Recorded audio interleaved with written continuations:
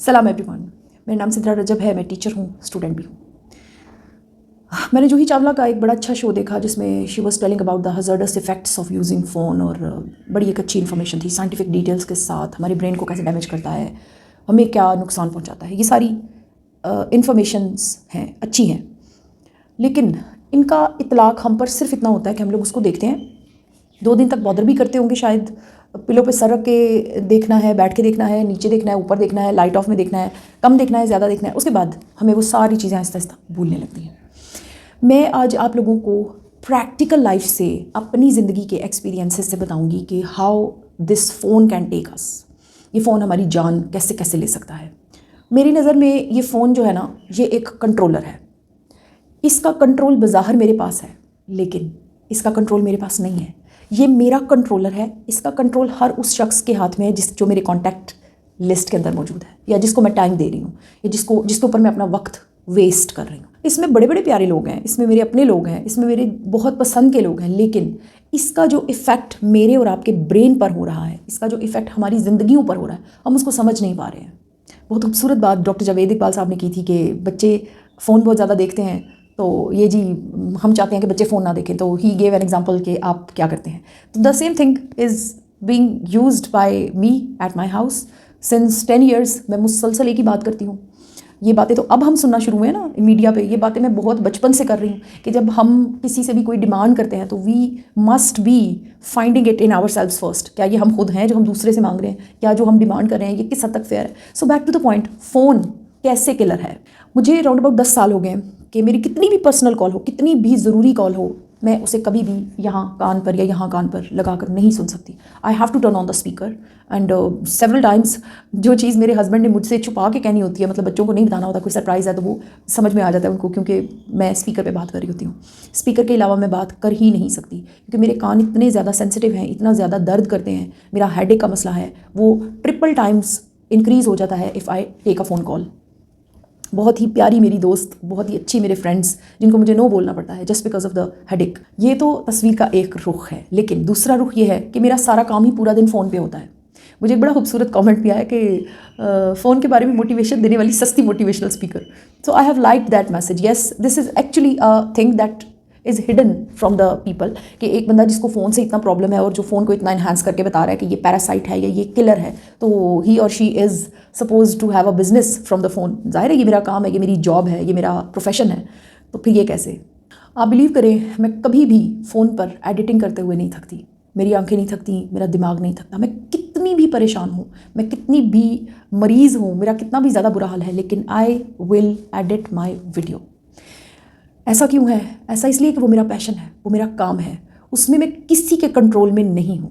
Nobody is supposed to tell me his और her stories, to tell me what he और she thinks, to impose what he और she passes through. ये बहुत बड़ी reality है हमारी ज़िंदगी की। अगर हम ये समझ जाएंगे तो we will not give our control to anyone else's hands.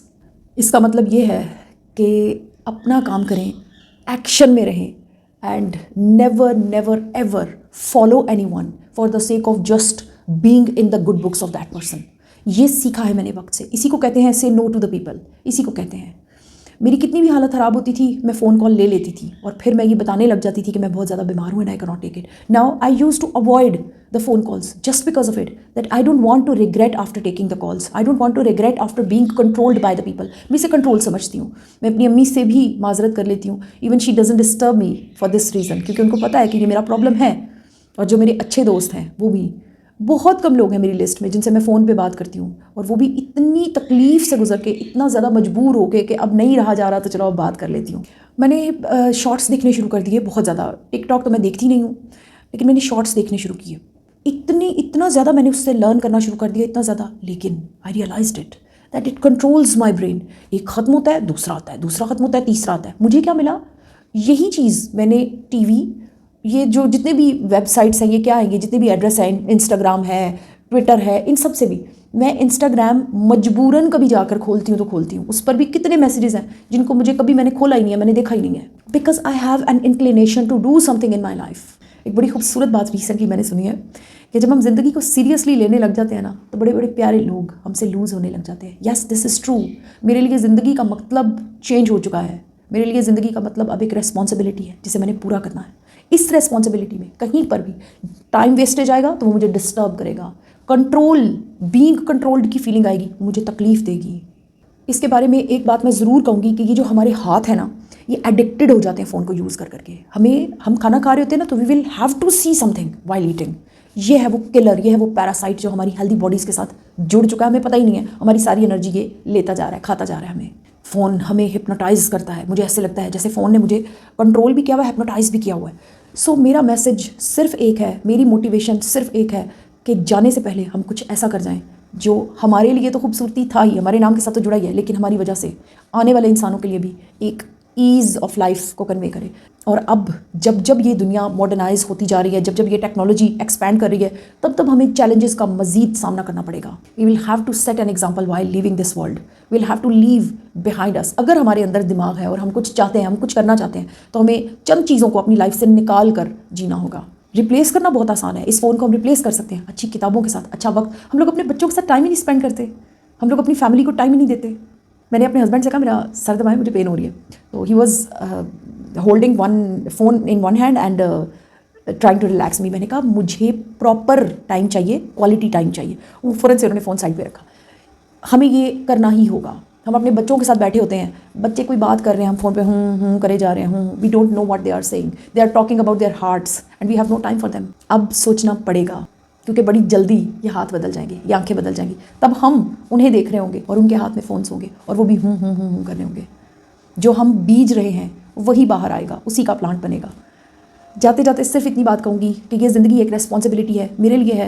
I am a changed human now, I have taken it very seriously, I have started taking the life very seriously. मेरी नज़र में ये हाथों से रेत की तरह बहता जा रहा है वक्त, ज़िंदगी जाती जा रही है, और मुझे मरने से पहले कुछ ऐसा करना है जो एक सेट एग्जाम्पल बन जाए, जो मेरे बाद आने वाले लोगों के लिए कहीं ना कहीं ईज़ का रास्ता क्रिएट करे। आपने मेरी वीडियो को अपने कीमती तरीन वक्त में से वक्त निकाल कर देखा, इसके लिए मैं तहे दिल से आपकी शुक्रगुजार हूँ। जज़ाकल्लाह। अल्लाह हाफ़िज़।